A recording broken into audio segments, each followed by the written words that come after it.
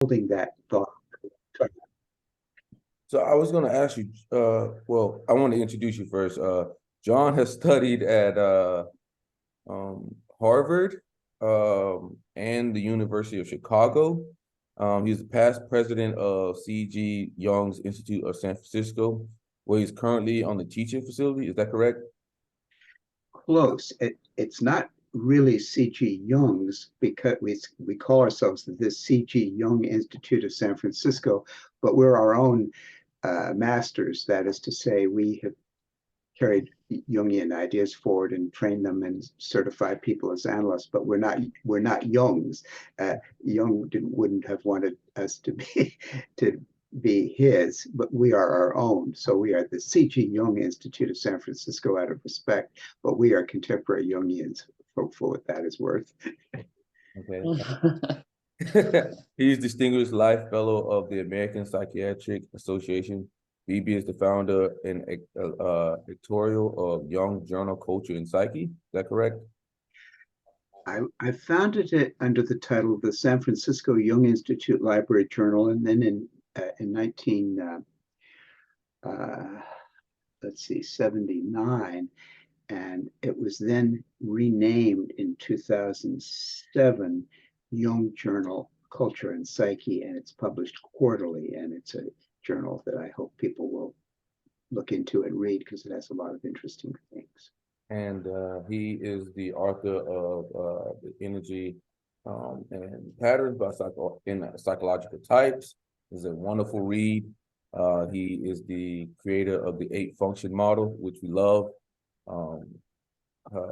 And it helps a tremendous amount. I mean, for me as a person, it helped me understand that what people were saying about me personally, saying that I don't have like empathy, or like I can lash out on people, with the lower FE spots. I kind of just checked it away, and I just thought maybe people were overreacting or whatnot. But after understanding your 8 function model, it makes a lot more sense, and I've been able to get better results and further better connections with people.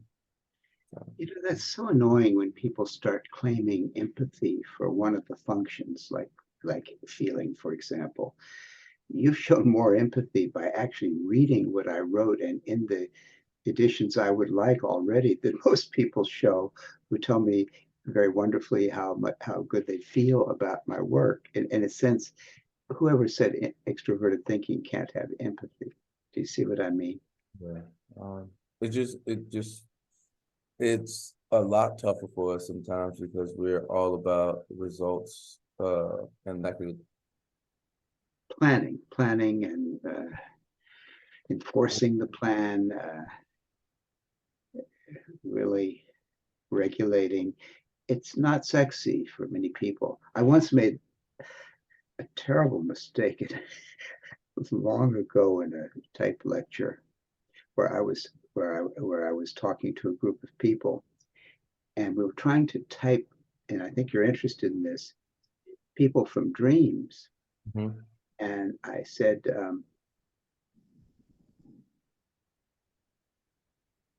it was I can't remember the dream image itself any longer, but it must have led me to make one of those unfortunate remarks that every teacher learns from, in which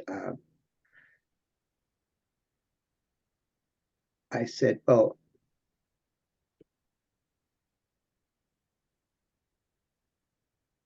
I think someone wanted to kiss the person, or else someone didn't want to kiss the person, and I can't remember. It was a female person in a dream."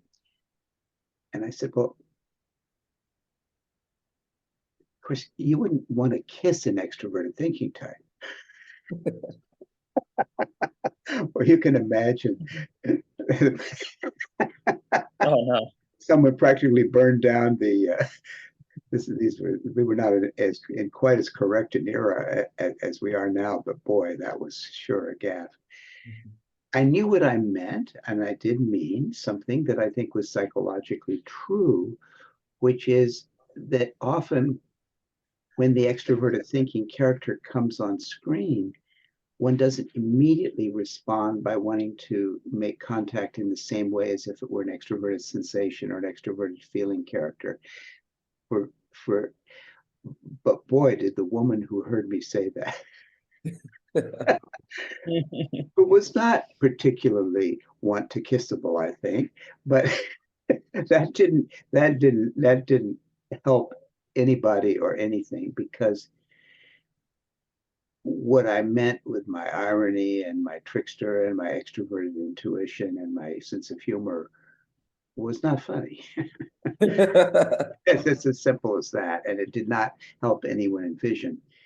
And of course, Katharine Hepburn was the great extroverted thinking female actress who ended up being, along with Humphrey Bogart, the two most popular figures from classical Hollywood cinema of the kind I grew up with, being born in the golden cinema year of 1939.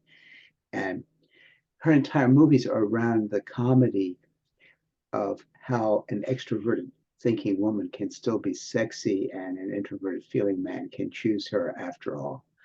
But at first, the first image is, ooh, I want to step back from that. I don't want to step forward. So she played what I was talking about, but always succeeding in winning the man. And the poignance for her and for him of her being able to finally yield that. By the time Holly Hunter came along in a movie I often show broadcast news, there's a woman who's extroverted thinking and attractive, but her feeling is so bad that she really misses every opportunity to connect. And so at the end of the movie, which happens a number of years later, more than 10 years later, the people and the principals get together, and she's now in a relationship that's lasted all of a month. And she's able to report that, and everybody realizes what a success it is, because she is doing things that from an extroverted feeling or an introverted feeling point of view get in the way of relatedness. So I was on to something, but it isn't that you don't want. I think the worst thing that I said was you don't want to.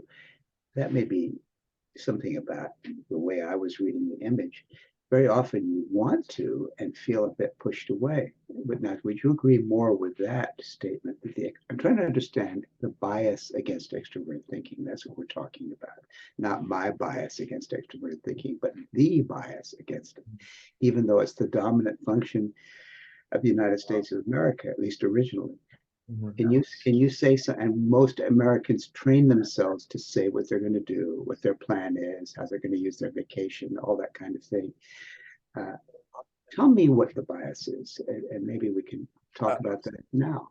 I just think the bias is it can be too much for people. It can, be very uptight, not give people much wiggle room. Not give people the opportunity to have outs, because you're kind of enforcing things all the time, and you always have a plan, and they're predefined, aren't they? From an introverted thinking point of view, it's already been defined. So if I say this is that, oh, that's not that. This is blah blah blah, and there's no way the definition has been already decided and it's being imposed on you. That's at least from an introverted thinking point of view. Wait a minute.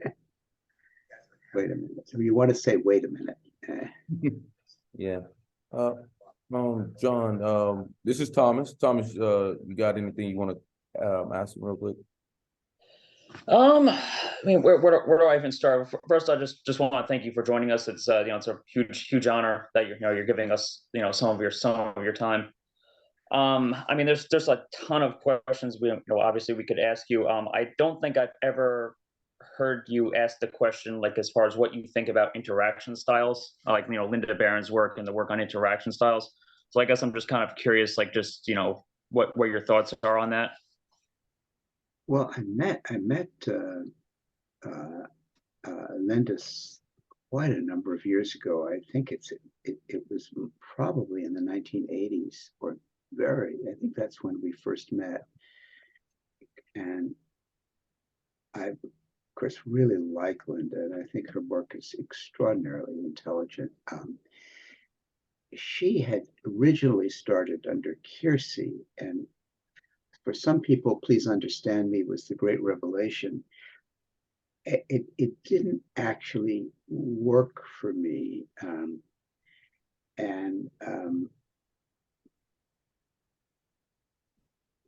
I only met him once, and I felt that he had mistyped the George Bush, the father of George W. Bush, but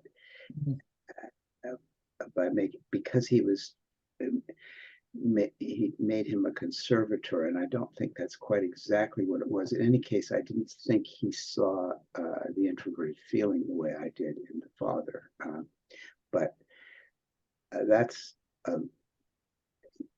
you know, we all disagree about typing, and part of my interest has been, as you know, in type recognition, and at the very highest levels, including especially C.G. Jung, who kept trying to pass himself off as an introverted thinking type. And I'm actually quite sure he was an introverted intuitive with extroverted thinking. Not that that makes me popular among all Jungian analysts who like to believe that Jung is using introverted thinking, but I think the two of you wouldn't have as much trouble seeing that he's using auxiliary extroverted thinking, but that the dominant function is introverted intuition. But that's that. But Linda and I have enjoyed a great friendship over the years, although we don't see each other very often. But I did recently see her try out one of her newest interaction styles. And since I'm not positive, and it's very dangerous with me when I try to use introverted sensations, and I could get it wrong.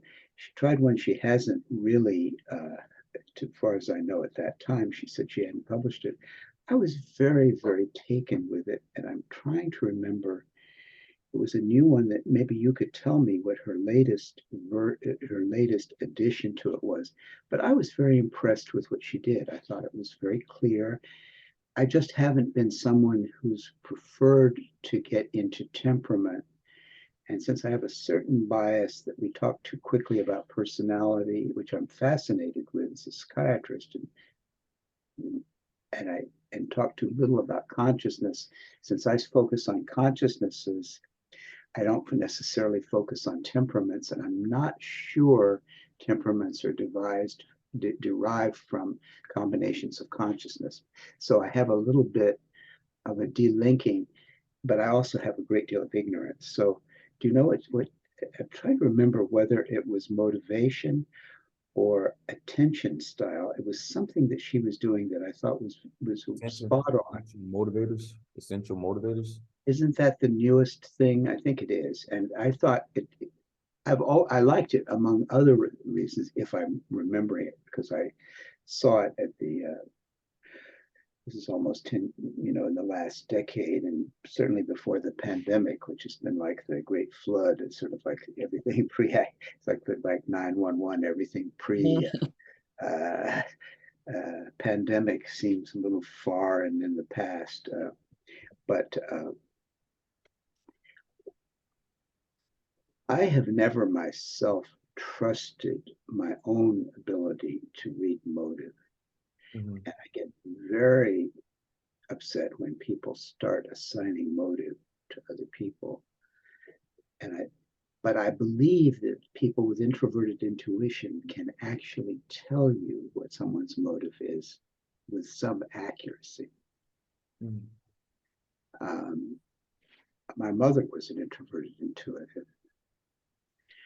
And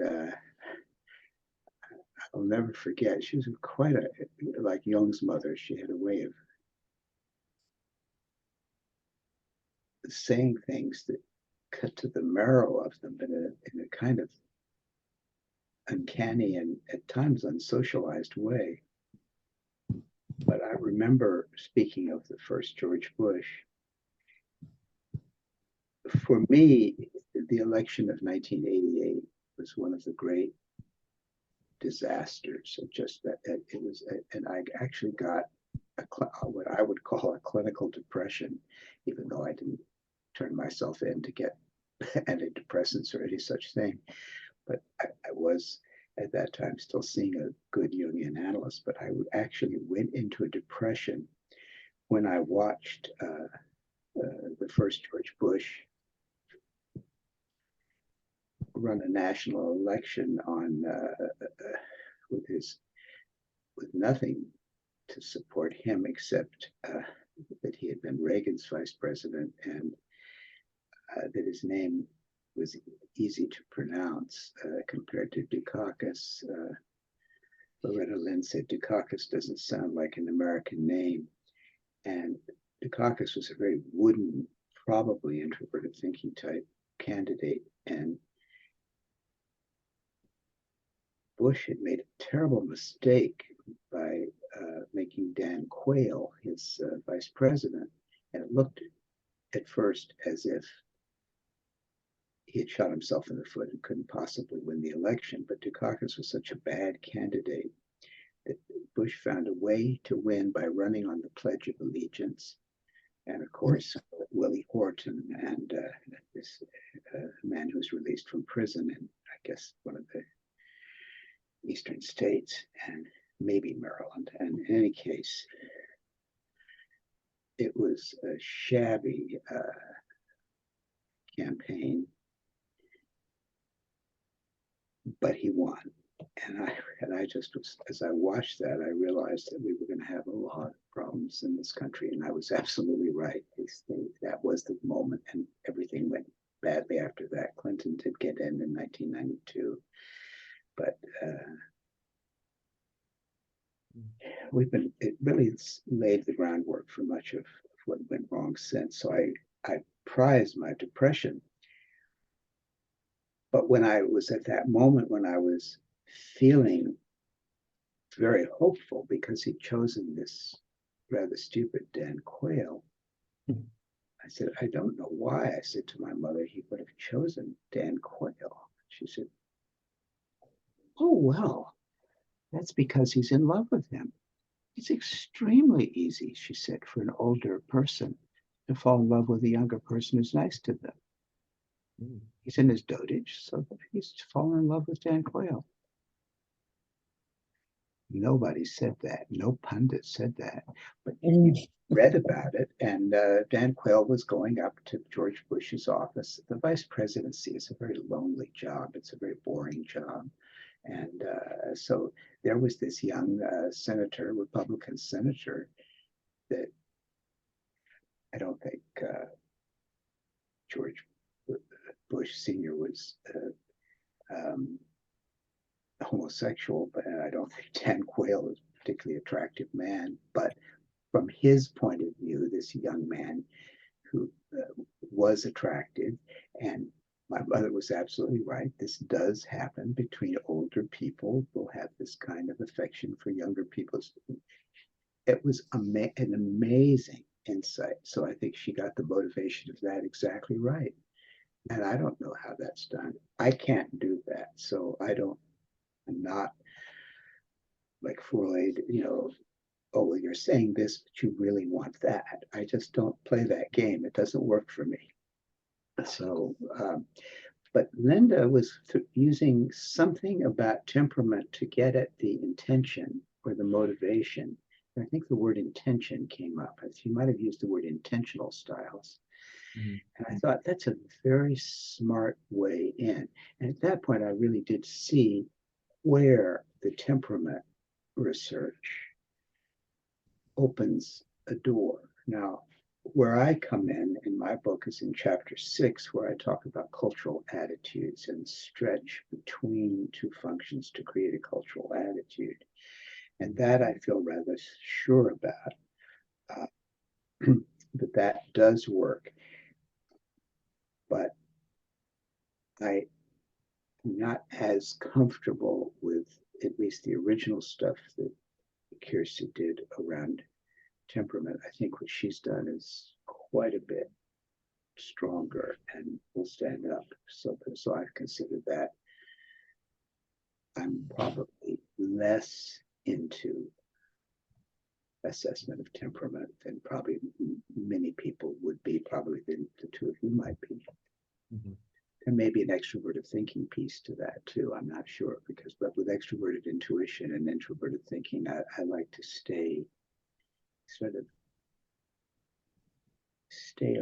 put personality to one side and keep on trying to see how someone's using their consciousness. But surely intention is an example of that, and what she was doing with those made a lot of sense to me. Right. You said the trickster saved you by toughening up your anima. Is there a way you could be Precisely. uh concise with what the trickster is? Well, I think I am the only Jungian analyst, or anybody who's written about the trickster that I have seen, who says it quite this way. But I think the trickster archetype can be identified by the fact that it puts someone else or a group of other people in a double bind. Mhm. Let's keep talking politics for a moment, since we like to do it. People will argue probably for many years to come about what Trump's actual psychological type is. My personal belief is that his type, if you can dare to type someone you've never met, and it's certainly not ethical and to say that you have any scientific certainty, but you can see a phenomenon that you see on the screen and hear from, and therefore type the phenomenon and the archetypal field that phenomenon creates.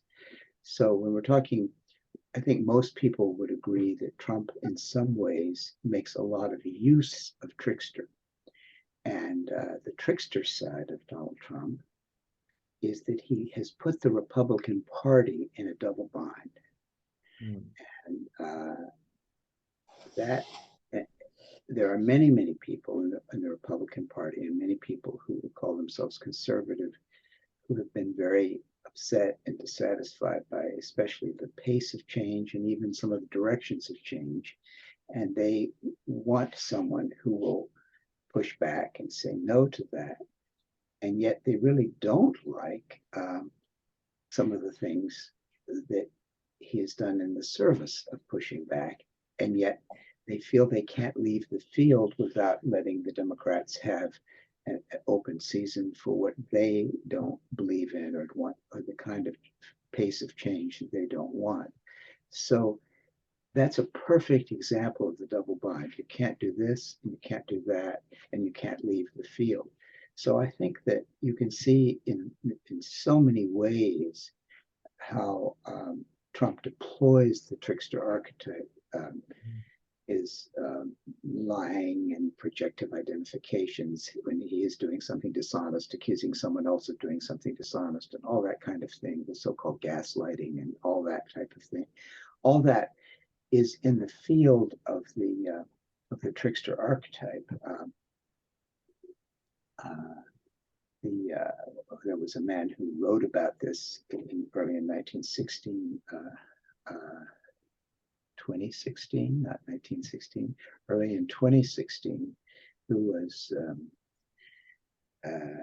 in a journal called the Baffler.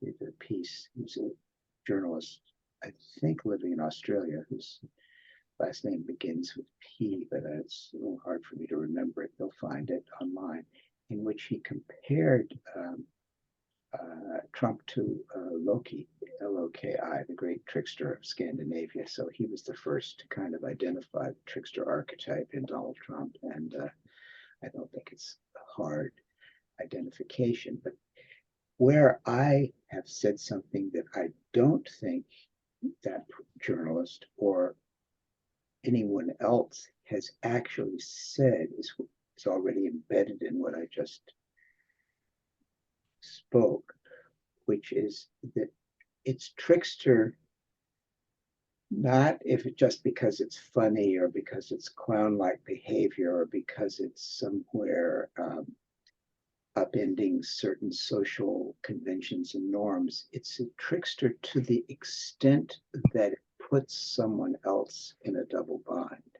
Hmm. There's insufficient development with the trickster archetype. One has oneself been put in the double bind. When we integrate the trickster archetype, we have the capacity to push back when we're in the double bind. And the double bind is a term introduced into American psychiatry by four men who wrote a landmark paper around 1956 with the title Toward a Double Bind Theory of Schizophrenia. And you know that I've written about this in my paper, The Trickster of the Art, so I won't rehearse it here or claim that that paper has fully explained how and why schizophrenia develops, but it was a very good thing to realize how crazy making certain kinds of communication can be. In the original article, it was a period in American psychiatry before we had the advantage of the phenothiazines, the thorazine type and other type of drugs that came, sometimes called neuroleptics, which can really stop a psychotic process. There was a veteran, I guess it would have been from the Korean War, perhaps, who was in a veterans hospital, and a young man who'd broken down in the service. Is at the VA hospital in Palo Alto, where I myself later was to do clinical work. And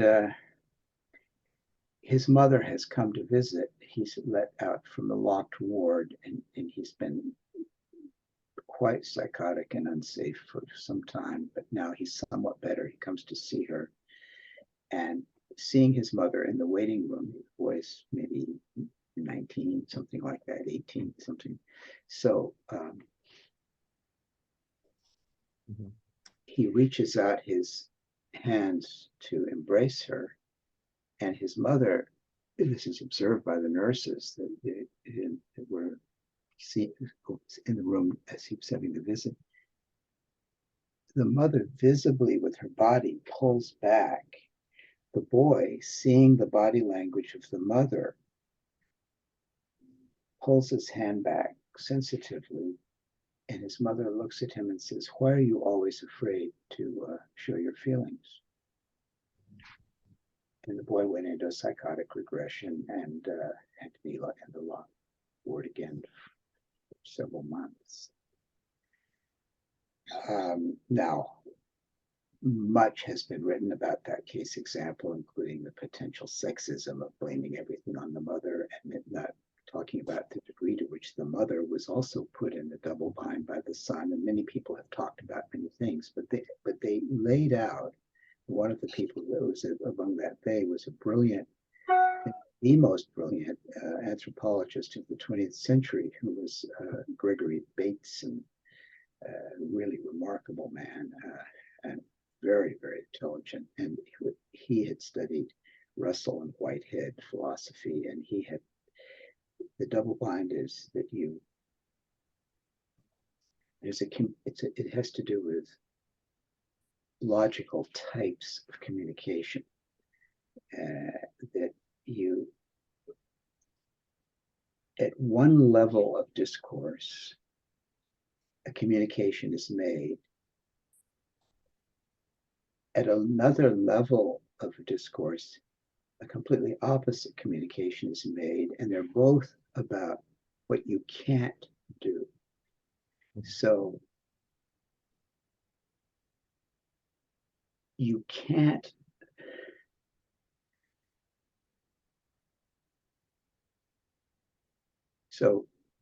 and then at the other level of logical discourse, a communication is made that contradicts it. So the mother's body language says, "No, please don't touch me."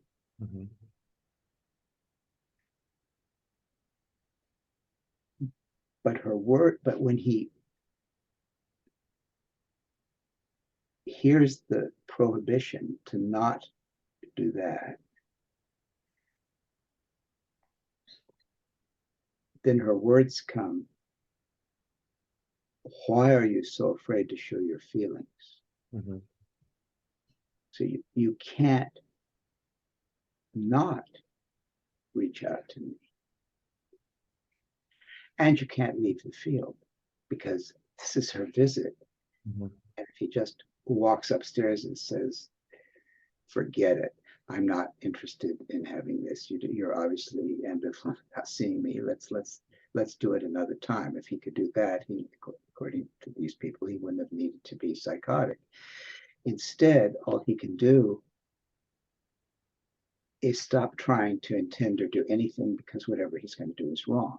But the point is, the only place left is to go crazy because there's no other way to leave the field because he doesn't know how to do that. Now, regardless of whether that's the cause of schizophrenia, as they were beginning to sound as if they knew, and regardless of whether the mother is all to blame and perhaps there was more in the communication, that was a brilliant insight about a nature of a double bind. The bind being you can't, but you can't do this either. So I once saw a dream of someone who dreamt that they were driving down a one-way street in San Francisco, which has many one-way streets.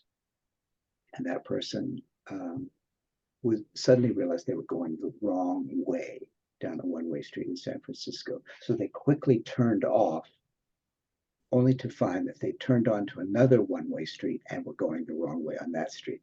So that was a perfect example of the person's own dream telling them that they were in a double bind. And as you know, when you're driving on a one-way street and you turn onto a one-way street, you can't immediately leave the field unless you're lucky enough that there's some place on the side that you can get off. It's a very difficult situation to be in, and all of us could get into that. So I like that dream because it's very much the same thing. So I've chosen that to say it's the hallmark of the trickster archetype to do that. And I read the book by Paul Radin, The Trickster, the German anthropologist that Jung wrote the foreword to with the title The Trickster, in which he'd take a Winnebago chief. And he keeps breaking the rules of the tribe, but since he's the chief, the people feel that he must know what he's doing. And so they really can't stand him breaking the rules, but they can't give up on their chief. And finally, they decide he's an evil man. And to me, the whole point of the Winnebago trickster is that he's putting his entire culture in a double bind. Mm. And in a sense, we have such a personality right now in Donald Trump deploying that archetype. Mm-hmm. So that means that particular function is most likely consciously or unconsciously extremely well developed in him. I happen to think it's a shadow function, so I think it probably has a life of its own. And I don't know that I can say that has consciously decided to do that. But I'd say there's a consciousness in what he is doing that emerges from that archetypal place, and it has a certain archetypal effect. It can tie things up, and it can cause people to stop in their tracks. I see it as a defensive maneuver of the self that people use sometimes when they have no other way of dealing with something they either don't know how to deal with or don't want to have to deal with. So it becomes a trick. I mean, I watched kids do it when I was in the 7th grade. We had an art teacher with a sad and unfortunate name of Mr. Schiffert, Shiffert. Now, this was the early 50s when I was in the 7th grade. But he was the art teacher, and the students would sometimes talk in class, and he would look at them and say, have nothing to say. So in all the art, in the crayons or the paints, there would be, the kids would write, have nothing to say. And a certain, so that the kids would start to hum, and Mr. Schiffer would come and look at them, and he'd say, "I can tell you're humming," and then he'd say, so he'd say to this girl, "Open your mouth." The girl would open her mouth and hum. Mr. Schiffer was a very unfortunate man, but all you saw constantly was this trickster behavior, and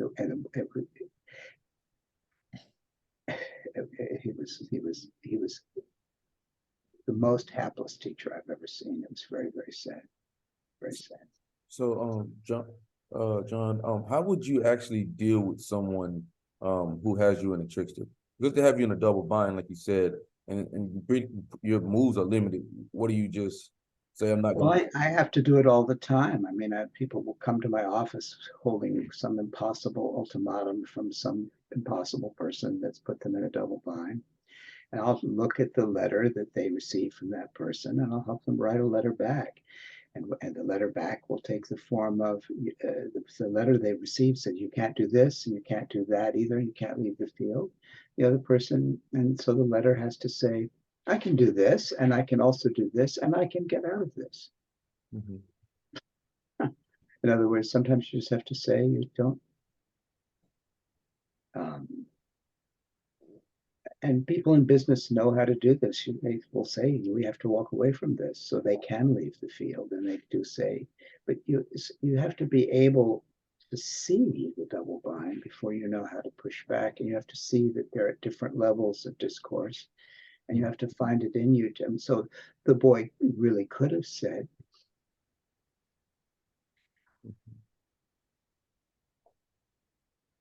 well, as I said one thing he could have said was, obviously this isn't going to work, so I think we should have them schedule this at another time. Well, what do you mean it isn't going to work? Well, you came as if you wanted me to see you. The minute I put my arms out, you pulled back, and so I got the message and put my hands away, and then you tell me that I'm afraid to show my feelings, and I don't think there's a very good way to communicate with you right now, and when you're more ready to communicate with a person recovering from schizophrenia, please come back. And I think that he could have,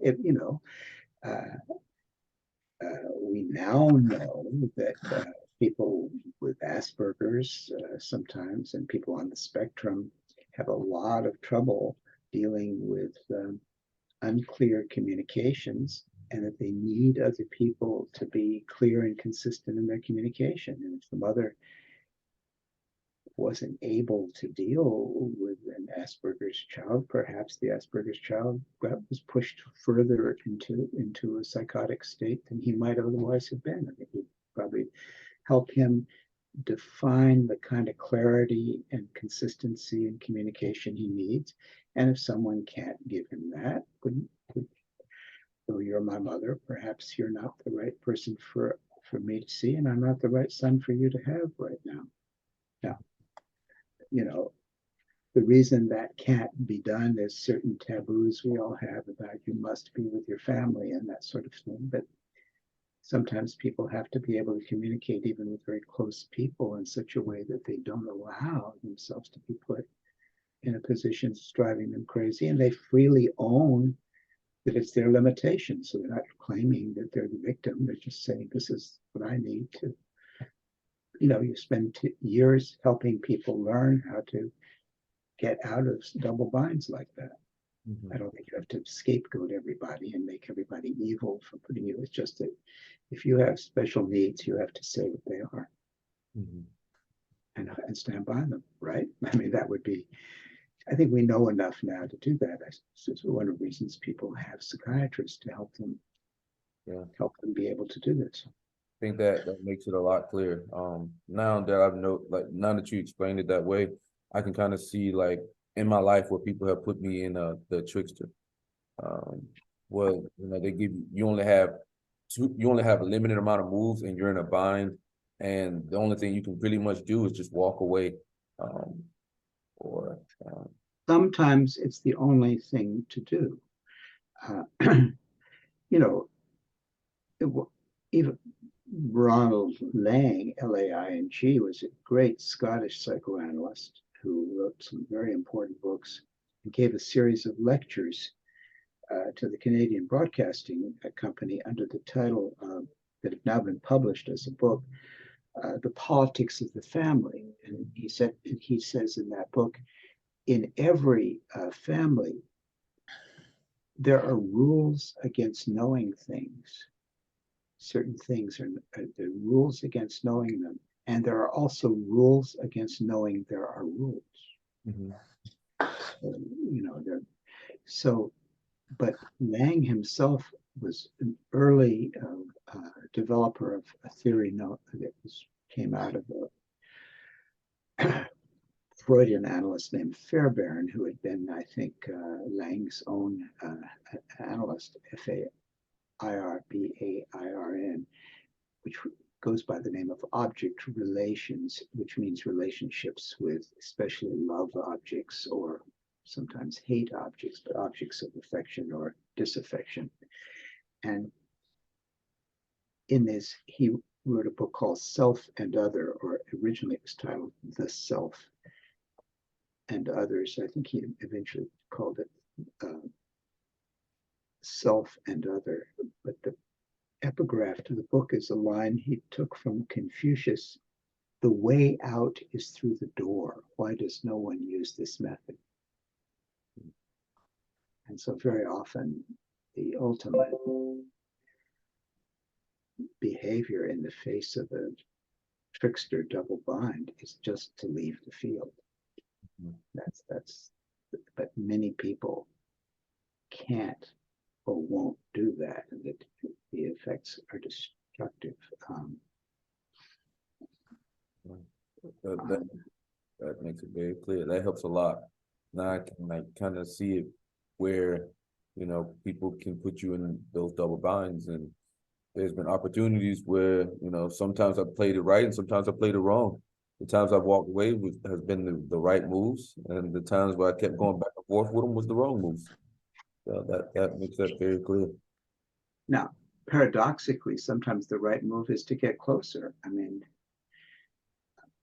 my own mother used to put me in double binds that were very upsetting to me, and God knows she was trying to break through to something in me that was not very good with introverted feeling, which is the location of my trickster. So I can certainly sympathize with her frustration with me. But sometimes I found that rather than congratulate myself for leaving the field and creating even more distance between us, I found that sometimes if a call went badly, though at one period I just wouldn't take them because they were too toxic, but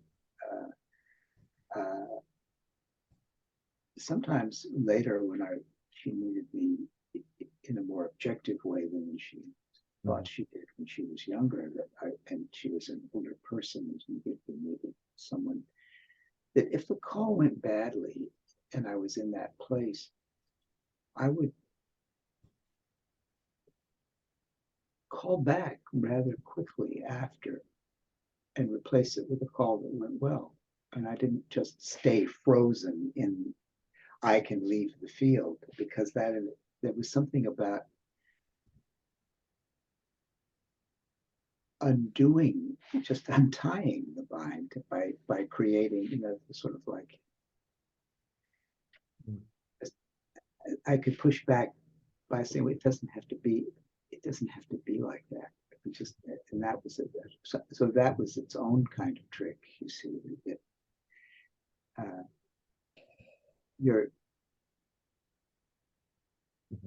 You're not as easily, you can't get rid of me as easily as that. I'm gonna be there because you need me to be there, and there could be there could be a kind of therapeutic double bind, and it always worked. That was an interesting. She had a lot of introverted intuition and extroverted feeling, and so but she had a kind of shadow defensive introverted feeling that so we could get into witch versus trickster. And that's a famous battle that can take place. But I found ways to rise above that. And they involve my trickster, and they probably helped her in some ways that I think were very, very meaningful to her. Can I ask you, you talked about because of your family structure, you didn't get to develop your introverted thinking because of your mother and father, and you really more my father than my mother, but they both sort of liked, to some degree, they both had a great deal of respect for education, but education was sort of in the American extroverted thinking curriculum. And my father was very, very strongly extroverted thinking. So when I would use introverted thinking, it made him extremely uncomfortable because it wasn't the drill. And so that was, it really wasn't until I got into a Jungian analysis that I was in the presence of a man who could let me think out loud in my own way and not tell me to be quiet. And do you think that made you more develop your extroverted feeling child function? It was, yes, because that was something that both of my parents could respect. I mean, I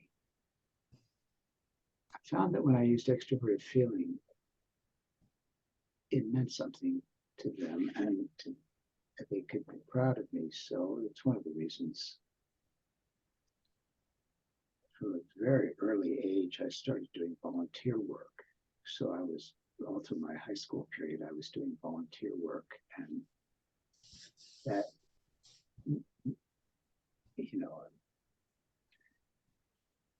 my father was a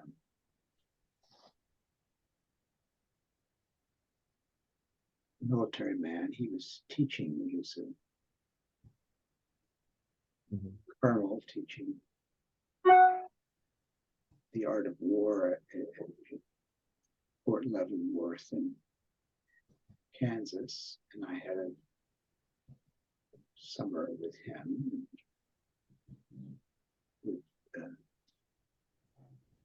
Going to Kansas City for a job that I had, a summer job that I had, writing catalog advertising.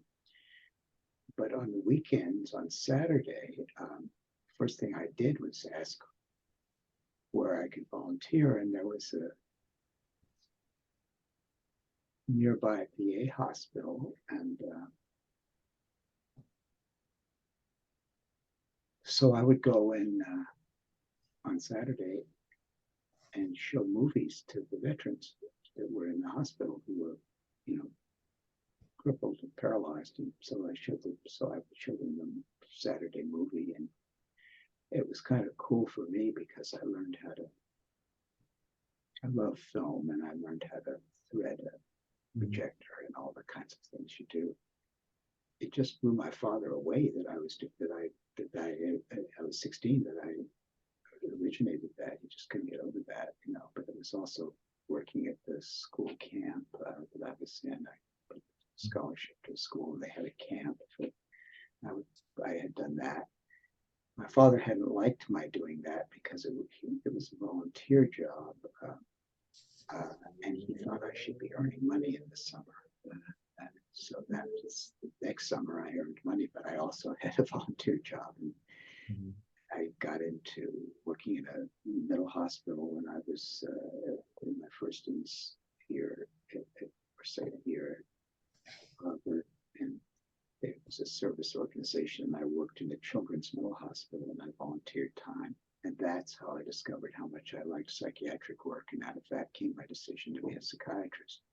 So doing volunteer work, but the psychological motivation was, frankly, I was more than a little bit aware that Christian culture, even though neither of my parents were that religious. They respected the extroverted feeling side of Christian ethic, and if I gave of myself to other people, it could be, I could get a lot of approval from both of them, get something that both parents could agree on.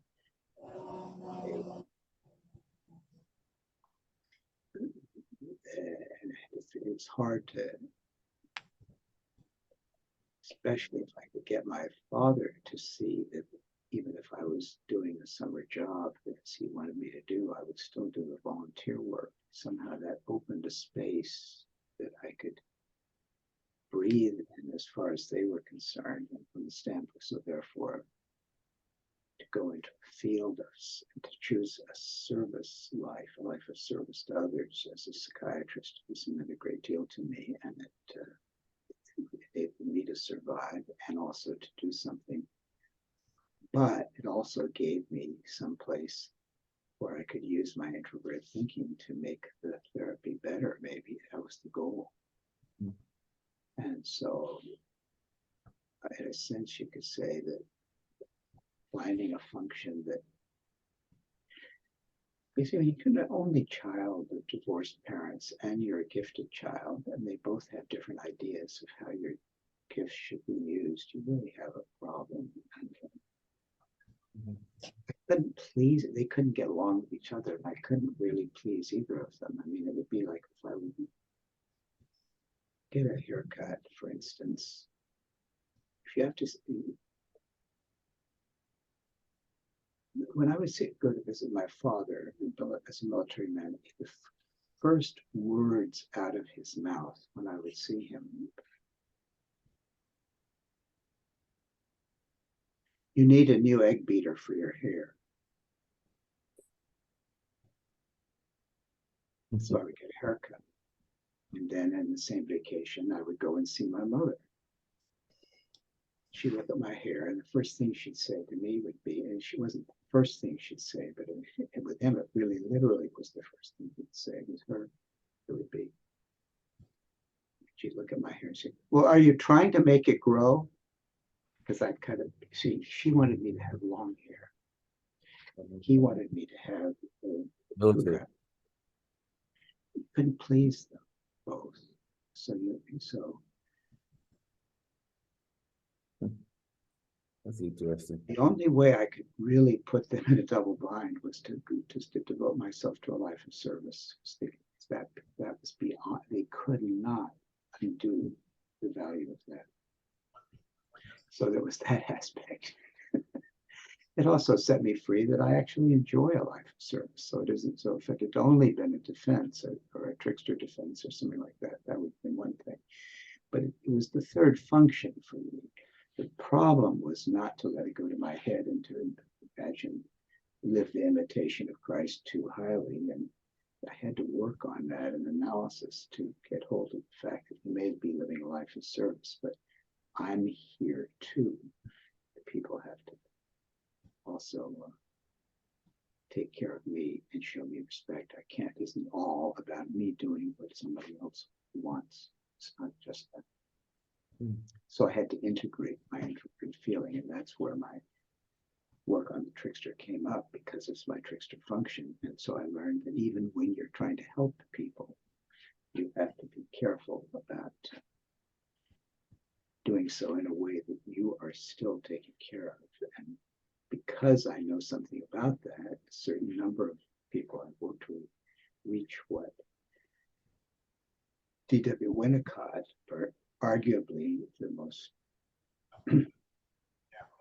developed psychotherapist of all time, a great English psychoanalyst, calls the stage of concern. It's when somebody who is being raised by parents or is in a family reaches the stage when they can actually feel concerned for their impact on others. I have found, working with very difficult people, that if I can get someone to the stage of concern where they actually care about whether they're taking enough care of me as I take care of them, that then good things can happen. And I actually was able to achieve that in my personal life with both of my parents. They both reached the stage of concern where I was concerned, and actually cared about their impact on me, because they were at a certain time driving me crazy. And they stopped doing that, both of them. It was quite impressive. And so I feel very grateful to them, but I also recognize that I had to develop an introverted feeling that insisted on being adequately cared for. And then that gave the energy I needed to go right on working for people. So here I am, working full time, and I'm about to, and loving it. And I'm going to be 84 years old, and I feel like a free man doing what I do love to do. But that's the story in a nutshell. I mean, that's, and so the typology had a lot to do. It also had a lot to do doing my own thinking about how survival is achieved. I couldn't do it with their idea of collective thinking. I just had to do an original thinking of my own. So you could say it's a story of saving myself, but it's also a story of releasing myself so that I can take care of people. So it's something about the introverted thinking, extroverted feeling axis, and not letting it make me imagine that I'm better than I am, because I'm not. Do you have any advice for the demonic function? How can the strategy? Watch out for it. I mean, we all have a demonic function. Mine is extroverted sensation, and it will undermine me. But sometimes it can be quite a daimon, daimon. I use film a lot in my teaching and my of psychological type, and I think film is a wonderful extroverted sensation medium,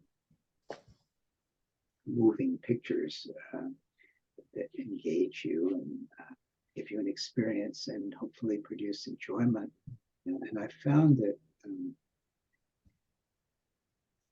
by allowing this art form to do part of my teaching, I've added extroverted sensation into my extroverted intuition, and I have an aesthetic attitude, so I can get people to see the beauty of psychology and the beauty of psychological types. And so that's sort of been my model, so to speak, is my model itself has a certain way of being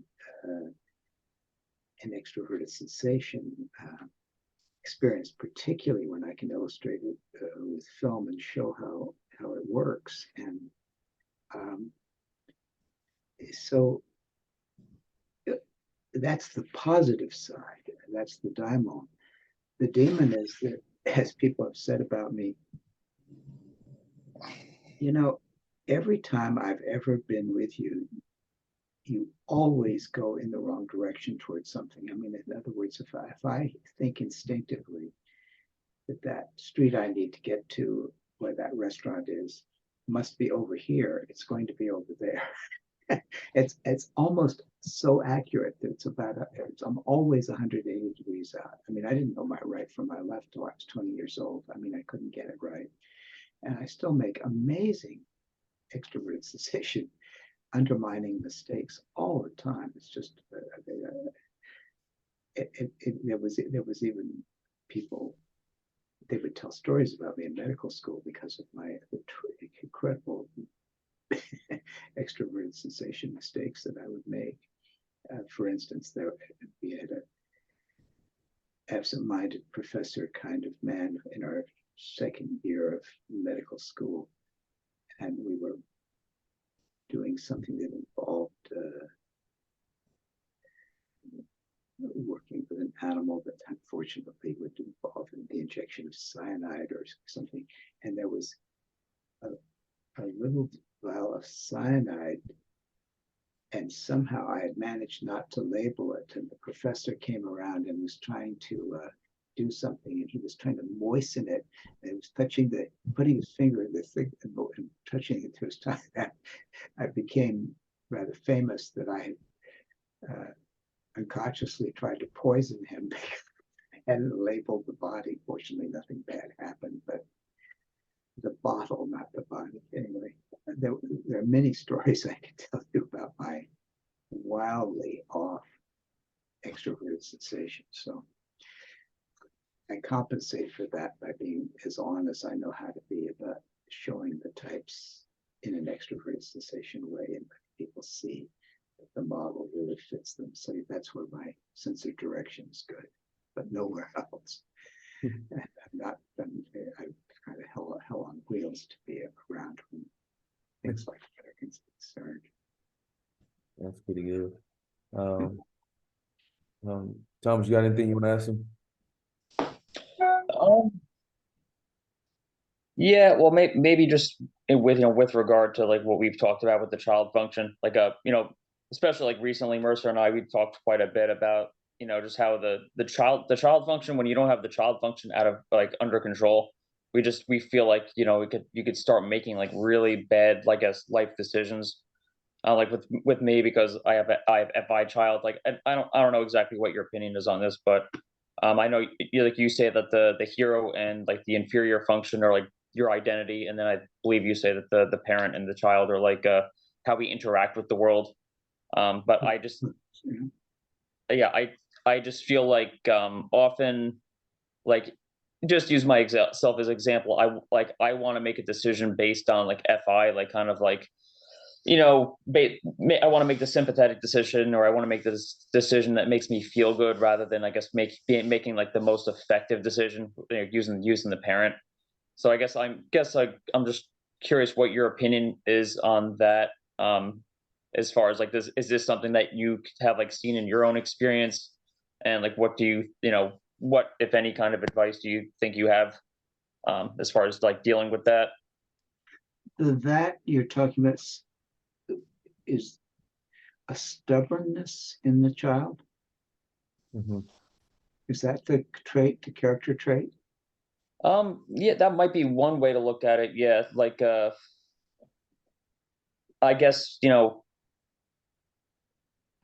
like I was, well, I mean, it's probably gonna vary from child function to child function, but I sometimes I think it's just kind of easy to kind of like if you don't have like the child function locked, like Mercer says, lock up the child function, so you don't like start making bad decisions. We've seen it with certain people. So Well, what? let's talk about the child function a little bit in general. Okay, that's First of all,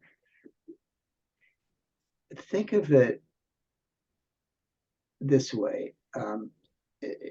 First of all, the child function is puer eternus. That's the eternal child. yeah. A child that never stops being a child. It keeps on being a child. So eternal in the sense of going on and on, being childlike and childish long past its due date, so to speak. Now, in a man, and I have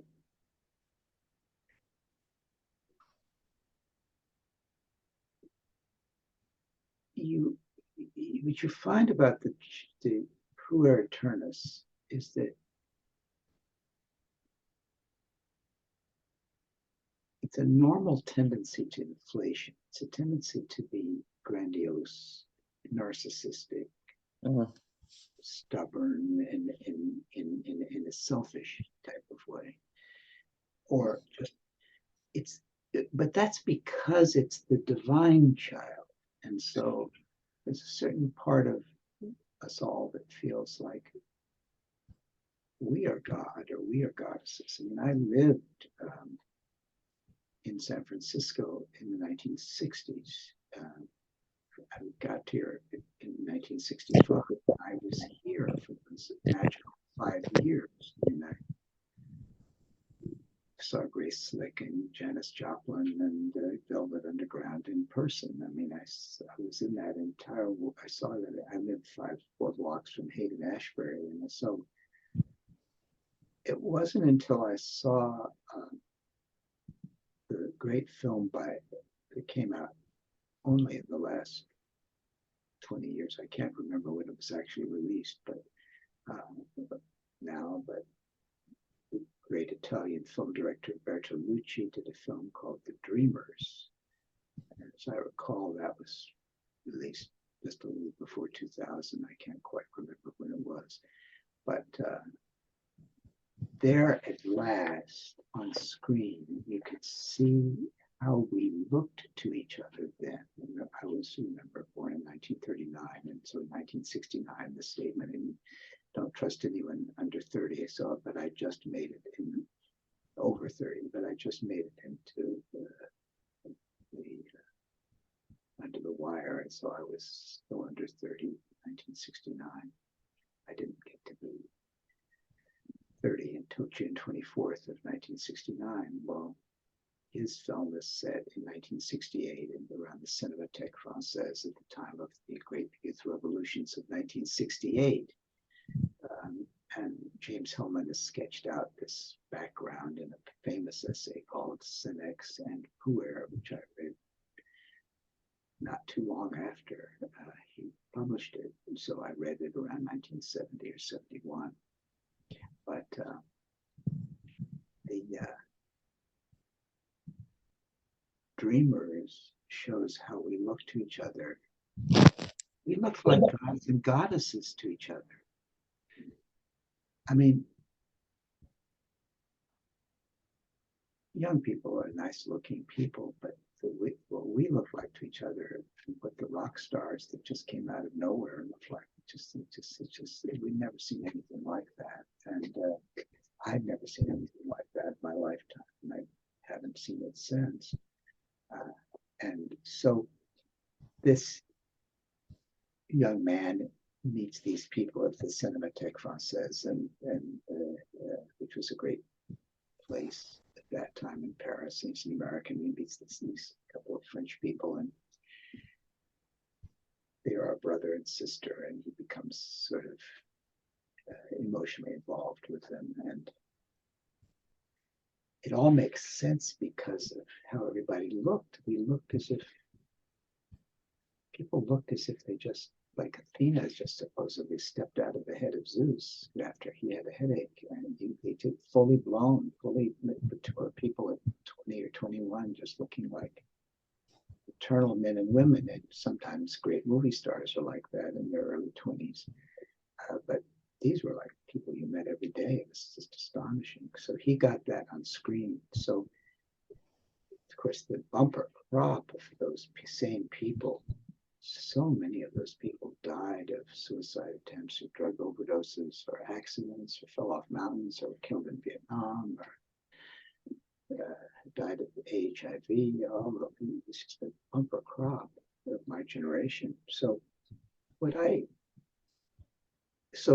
I came to feel about the puer eternus that it's the divine child in the sense that actually something godlike about the puer. That's one thing. The puer being a Latin term from Ovid, who said once in one of his poems, "Behold puer eternus, behold the eternal boy, with his angel-seeming face, but oh, those invisible horns." That's in Ovid's Metamorphoses, and that's where Jung gets the term puer eternus, eternal boy, and puella eterna, Latin, eternal girl. But the point is there's something godlike about them. So they're the divine child, but that's only one aspect. The other aspect is the wounded boy or girl. So you go through cycles. It's like a roller coaster. You're sort of like the part of us that is normally going through. It goes through normal cycles of inflation and deflation. So no wonder the person who's on top of the world could also be the bottom, and that became a little clearer by the time we got to people like Kurt Cobain. But you could add Marilyn Monroe and Judy Garland and all these different people at the very top and then at the very bottom, and the same strange paradox. So there's a part of all of us that's like this. Mm-hmm. So I think they're the best myth, of course, the best story is Peter Pan, by James Barrie, and Peter Pan is this marvelous boy, eternal boy, you know, a sprite, pure spirit very often, but he keeps losing his shadow, and he has to come back, in the darling household that's in the drawer, and he has to get it back, and finally Wendy sews it on. Now I see the shadow of the puer as the trickster. So the trickster is developed in part to cure the puer problem. Problem with the puer eternus is that if one gets identified with it, one goes into these cycles of ups and downs. And because if you add drugs to that, it can become addictive. But it really comes up strongly as in midlife crises, which I think would be better termed third function crises. And the third function crisis is where you have the inflated aspect and the deflated going through the cycles. And that's what makes it sort of not only eternal boy, but an eternal, or girl, but an eternal crisis, because it's sort of a lifelong midlife crisis, you might say. And so what works is if you integrate the trickster shadow, that's like sewing on. And then, now of course, in the story, Wendy is the anima figure who sews it on. As you know, I think the trickster work on the puer eternus and its shadow, and sewing it on, I think, comes before and then gets integrated by the anima or animus. But so that I feel that if you're developing typology, you have to go through function 1 and then you develop function 2. When you get to function 3, you get to the problem of the puer eternus. It's this up and down quality. And then the function that comes up is 7. You've got to integrate the trickster to make that strong and stable enough. The way I put it in the Peter Pan story is that if he's integrated, if he's got his shadow sewn on, then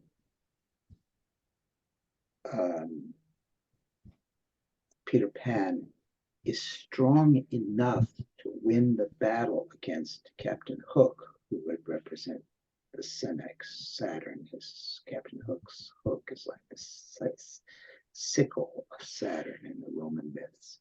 And so we're back to Senex versus puer, or witch versus puella, or witch versus puer, and Senex versus puella. But in any case, the shadow side of the parent archetype is attacking the vulnerability of the puer, and the puer solves that problem by integrating the trickster. That becomes some stability, and that solves the problem of the boy and his mother and the Veterans Hospital and so forth. It solved the problem of myself with my parents when I could finally integrate enough introverted feeling, and I was able to begin to realize my gifts in a real way rather than go through brilliant anticipations and terrible depressions, which was the original problem. And so I didn't end up committing suicide. I didn't end up needing psychotic or needing even antidepressants. I was able to, analysis could say it could work, and in a way save me when I could integrate those things. I would say I had a lot to build on, and I don't want to make anyone who needs anything else wrong. I just mean that from my own psychology really worked for me, so that's why I believe in it so much. But it seemed to me that with that much work, I was sort of ready to deal with anima development, and that's its own thing. So I make a lot of room for the preliminary work on function number 3 and its shadow before one attempts to deal with the problem of the inferior function, which is a hard one because you have to let it have its own autonomy. You don't integrate the inferior function.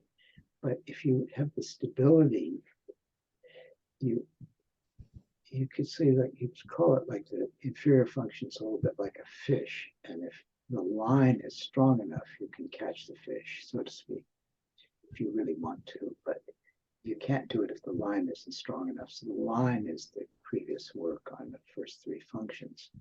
Now, I don't think enough people do enough work on the third function, and I think that's part of why type development gets stalled. I don't think you develop the inferior function, and I really don't think you fish it out like a fish. You have to kind of let it have its autonomy, and you have to give it a long line. But you can meet the problem of the inferior function that we all have much better. And so that's where you get the idea of the anima become made stronger by the integration of the trickster. It's really also the work done on the puer problem. The problem with the puer is it's a sort of a seduction that you don't have to have development. It's like those young women and men who look like goddesses and gods, but they didn't think they had to do anything. They were just already wonderful, and people who think they're already wonderful usually are wonderful for a time, and then it all collapses and falls apart. And that's what I'm talking about. So you want to do something about that. And I think work on the trickster, just integrating the trickster, understanding how it works, is good work. It's the one place in type development where you have to kind of get into some of your shadow. I think that's where the Jungians say you have to work on the shadow before you can do the meaningful work with the anima or animus, carries the inferior function. But I would say right now the entire culture is dealing with the puer eternus problem, because we've despoiled the environment, and we've taken many inflations in the way, and we have to now deal with.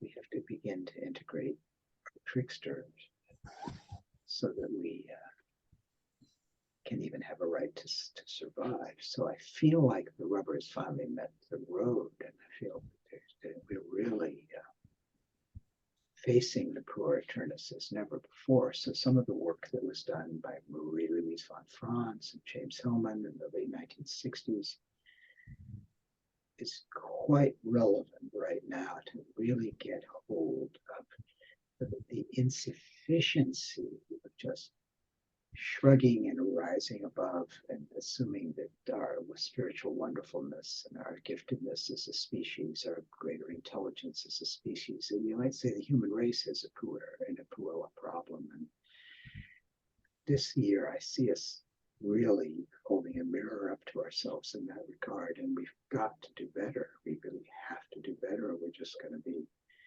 a failed species. That's really where we are now. And so I'm happy to say that some of what I've done with my life gives us a certain mirror to what maybe a whole culture could try to do with its life.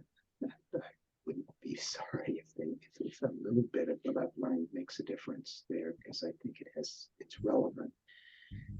Or to say it more humbly, believe me, if I can get through, given the peculiar problem I've had, I see no reason why the human race can't, because that's the way I look at it.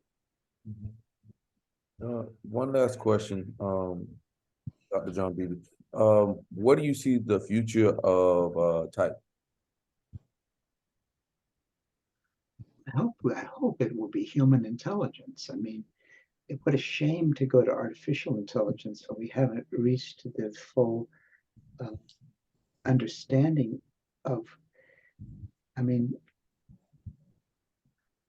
it's 8 points of human intelligence. It's the 8-function, 8-archetype model, 8 places where intelligence can emerge and flourish and in balance with each other. And let's learn to use our human intelligence before we replace it with artificial intelligence.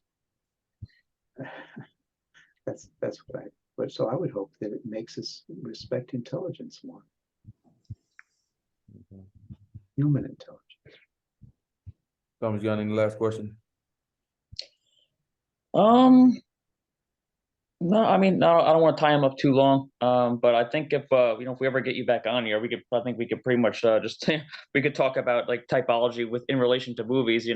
Like you definitely raised a number of like interesting questions as far as analyzing. Like this is something that I haven't been able to do, and something I wish I had more time to. But like analyzing film, I guess in terms of typology, in terms of archetypes, in terms of the types of particular characters. I think it's very interesting. Well, the trick there is to remember that movies are a kind of graphic art and it has the illusion of movement, but it's a flat screen, whether it's curved or long or wide or the original box, but 35 millimeter film. But you it's not a documentary. So these people on the screen, though they have the illusion of being whole people, are very rarely whole people. They're more like what Jung said of complexes, that they are part personalities. So that a good rule would be that when you see an actor or actress on the screen, although you'll be human beings being photographed while they act, they're going to show some aspects of the actor that is playing the part, and thus more than one function might be present in the actor. The actors are usually chosen. In fact, the term they use is they're typecast. They don't mean the word type the way we do, but it actually turns out to be the same thing, because make a rule that most characters you see on the screen are one type of consciousness, not one type of person. So distinguish the meaning of type from mbti's meaning of type. You're not seeing whole personalities with the dominant and the auxiliary and all these other things, an inferior function. You're seeing one type of consciousness, so that one character will be one of the 8 types of consciousness. And so it's fun to see a movie and try to see if you can identify that. Once I found myself on a plane and going to a conference, and sure enough, Dario Nardi was going to the same conference. So I saw him and I said hello to him, and he didn't remember that we very briefly met once before, and he was happy to meet me, and I was happy to see him. And I suggested we sit together. We got some people to move, and so we sat together and we talked. And then I suggested that we watch a movie together. And the movie we watched was one that neither of us had seen. And then I had him figure out which character represented which one of the 8 functions, and I had myself do it. I don't remember the movie we saw that day. He may. But the nice thing is, and of course all experiments are like this at the beginning, so it doesn't make it science, but it's certainly an interesting thing, is that we were in absolute agreement as to which figures were hero, father, puer, and which types went with those. So if we could get a panel of 5 experts in type that actually could make that kind of agreement that we were able to get to that day. Now, it doesn't always work out that way. So I just want to say that one day, that was just that perfect moment. But we were talking the same language. When I teach the types, I think I can be very convincing by showing what I'm showing, because of course, when you use examples, you choose the examples that work. So the ones that I've found that work are really quite exciting, and it really brings the thing alive. But the trick is not to see them as documentaries of people, but if anything has a psychological type in the MBTI sense, it's the whole movie. The whole movie has a dominant and auxiliary, but there'll be different characters. Now, the thing you need to know is that certain great performances by certain particularly great actors or actresses is rare, but it does happen that one actor will straddle 2 functions.